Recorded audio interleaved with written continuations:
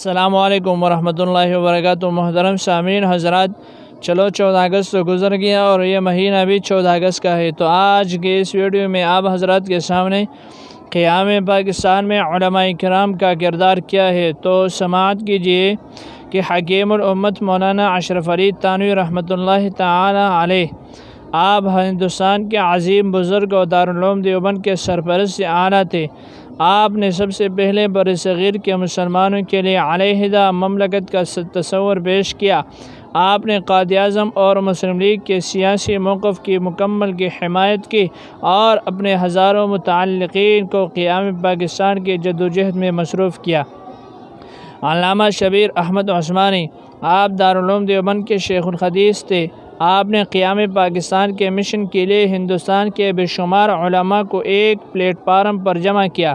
علماء کی اس تائید نے مسلم لیگ میں انقلابی روح پھونک دی اور قیام پاکستان کے تصور نے عملی شکل کا روپ اختیار کیا۔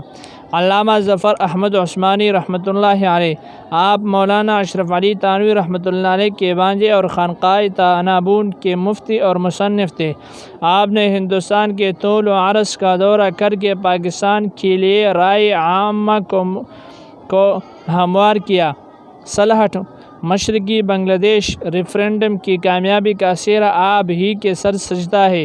مفتی محمد شفیع رحمۃ اللہ علیہ آپ دارالعلوم دیوبند کے مفتی اعظم تھے۔ آپ علامہ شبیر احمد عثمانی کے دست راست بن کر تحریک پاکستان میں انقلابی کردار ادا کرتے رہے۔ سرحد ریفرنڈم کی کامیابی میں آپ کے دور و رنتک محنتوں کا نمایاں حصہ ہے۔ مفتی محمد حسن عمر تیسری آپ مولانا اشرف علی تھانوی رحمۃ اللہ علیہ کے خاص الخاص خلیفہ تھے۔